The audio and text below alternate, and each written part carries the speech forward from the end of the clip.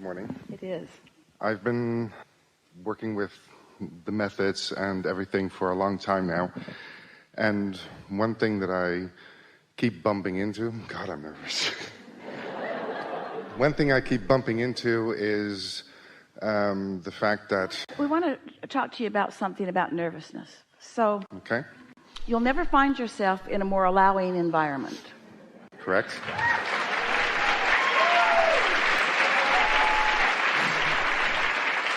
And most of what nervousness is about is having something that you want to clarify and trying to find mutuality with anybody else that might be listening in. And you just got to give that up because nobody's right where you are. And so you just got to selfishly go for what you're going for and expect that you're going to get it. And once you start getting the hang of that, you won't find nervousness. Nervousness is about you wondering about what somebody else thinks. So even though you've come to trust us because you know if we beat you up, it's all in fun. And we have never beat up anybody that didn't want it and who couldn't take it. In other words, they're just asking for it and wanted it. And everybody else here is really tuned in right now and anticipating benefit from this conversation. And so it's all good. Now you feel less nervous, don't you? Yeah. Yeah. Because it basically... we've used up all your time. Oh, okay, thank you. It basically hits the nail on the head because it's a control freakiness that I have, and I feel it. What do you think you're trying to control? What they think of you? No, I control basically everything in life. Everything? And that's in my head. That's what I tend to do. And when I see certain things. Well, there's a deliberate creativeness quality to that. You could say that I like to intend and I like to get good results, and there's nothing wrong with that. But where it goes a little wonky is when you feel like you need to control someone's response to you. And you don't. All you got to control is your response to their response. But how do I let that go? By not giving a rip about their response to you. It takes a little practice, and it comes from satisfaction, this game, because when you're reaching for alignment or mutuality with your inner being, you'll find it easily. And when you're reaching for it with others, you find it in varying degrees. In other words, sometimes they're tuned in like your inner being and it's easy. These are the variables. Sometimes your friend's tuned in and you're not. You're not going to find mutuality unless they join you down here, in which case they will hate you. Your inner being is here and you're here. You've got to relax your way into a higher vibration in order to find that mutuality. If you're finding mutuality with someone who's here, in other words, you've deliberately focused with them, and so neither one of you are connected to your inner beings, you might feel we're there for each other, but no true satisfaction. And so you just sort of have to play with it a little bit until you're confident about what you're doing and where you are. It's just not only people, it's also situations and even controlling myself.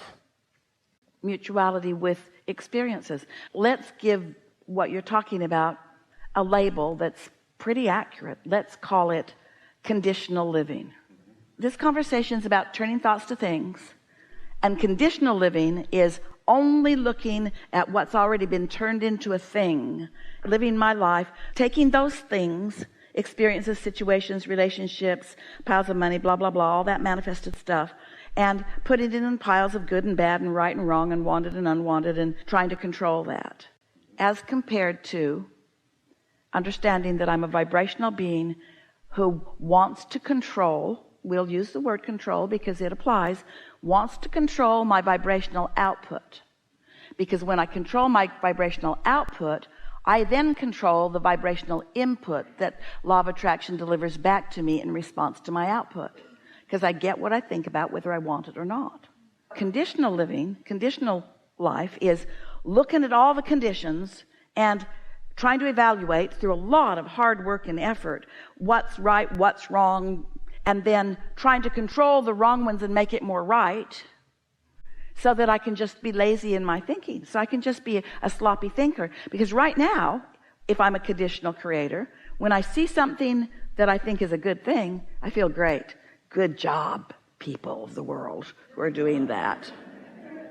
But if I see something I don't want and I feel bad job, segment of people of the world, you need to be different. Hey, other people of the world, want to join forces with me and help me make them be more like you?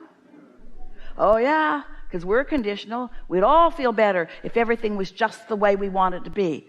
Only problem is you want different things. You came with different intentions. Your life has caused you to put different things in your vortex.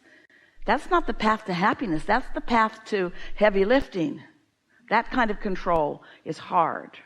You want control of only one thing, your own vibrational output and its relationship to the true leverage of the universe, which will give you a feeling of invincibility and empowerment that gives you the energy that creates worlds that you can focus through you for your masterful creating.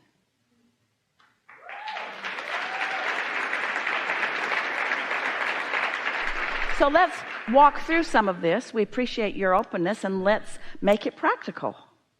Well, I had a long period of about a year and a half that I had some stuff going on in my apartment. I had some flooding. I had to leave my apartment. They had to store all my stuff. And I thought, okay, no idea why this happened. But I looked at the positive aspects of, it was a chance to improve some things in my apartment while it was being renovated anyway and dried out. And then I have this perfect picture in my head of how I want my, a new bathroom, a new toilet, a new floor. And it didn't turn out how I thought it would turn out. And then I feel bad about it. And then that turns into what I call calorie binges. You call it what? Calorie binges. I start eating because I'm not perfect. And that's the control that I'm trying, that in my head I can't get rid of. I'm putting up all this resistance and I don't know how to get rid of it. So let's talk about the way you were processing or interpreting the laws of the universe, because you were on track through a lot of that. You experienced some contrast, and in this case it was flooding in your apartment. And you were wise to say, I don't know how it happened. I don't know why I'm part of this. We will say, because you're a creator wanting to gain control of your vibration regardless of conditions. Because trying to control things with conditions, or trying to control conditions so that you can feel a certain way, will lead you down a dead-end rabbit hole. That's not what you want. You want to understand that it's a vibrational thing, not a control thing, and it's a controlling of vibration and only yours, not a controlling of outcomes or anybody else's vibration, because you care about this and you want to know this and you want to master it, and your inner being knows you want that. You attracted a perfect experience in order to cause you to launch some rockets of desires. So you launched some rockets of desires, and you're telling us right here and now that you envisioned a different floor. What was it? What floor did you envision that you wanted, the improved floor? What was it? What was it? What was the floor that you wanted? What was the floor that you wanted? A different color than what I got. A different color of what? I don't get the question. Well, the question is, how clear were you about this floor? Not that clear. Not that clear. I want a different floor. Well, it's different. It is different. You see, things are always changing. But if your vibration doesn't change, then things just change to more of the same.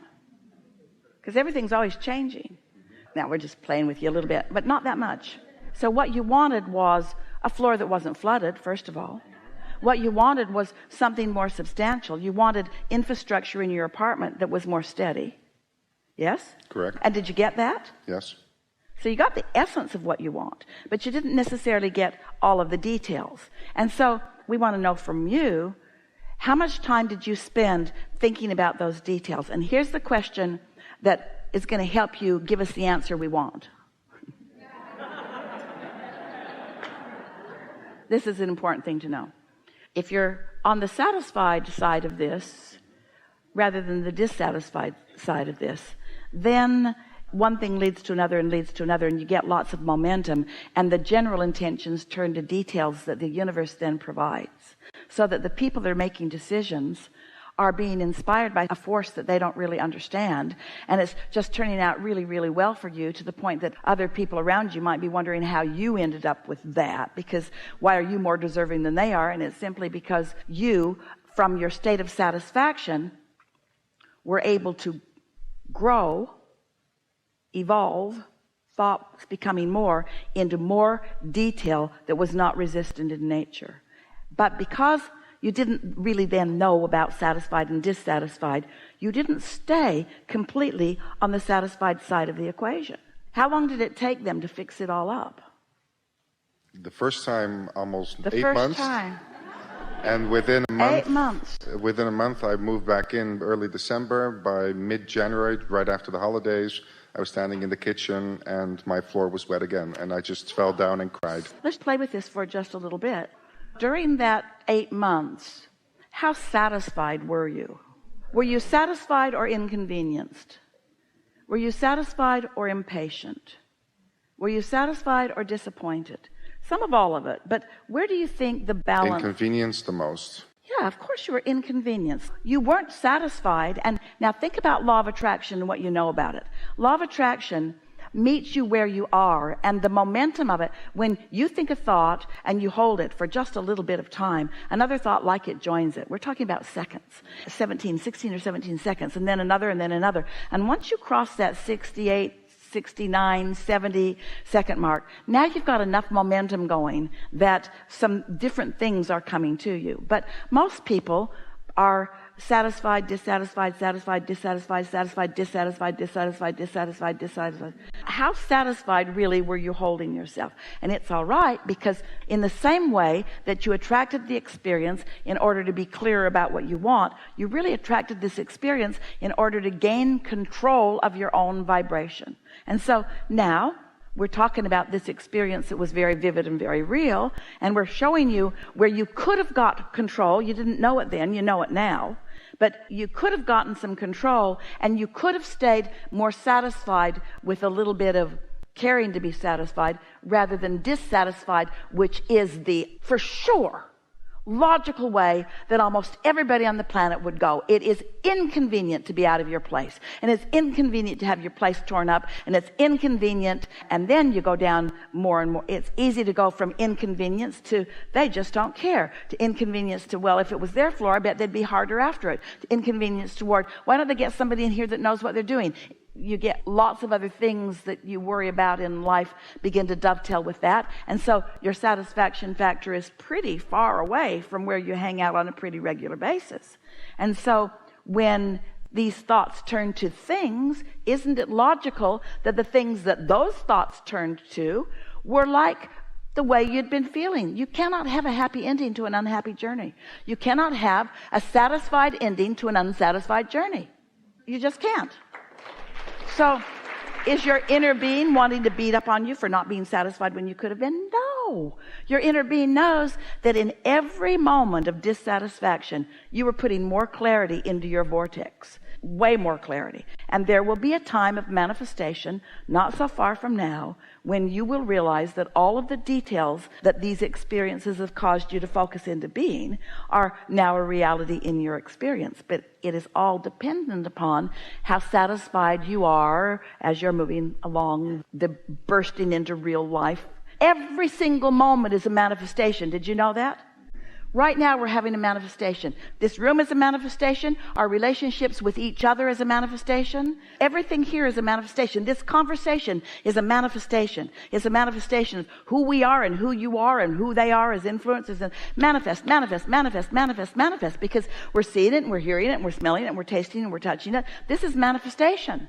And the manifestations will continue to improve, to be commensurate with the satisfaction that you insist upon finding in moment after moment after moment after moment after moment. Sometimes when we tell this to people in a less evolved way, this was really good. Sometimes what they hear from their distorted viewpoint is, oh, Abraham just wants me to be satisfied with what is. They just want me to put up and shut up. They just want me to pretend that I like it so I don't bother them and others. That's not what's going on here at all.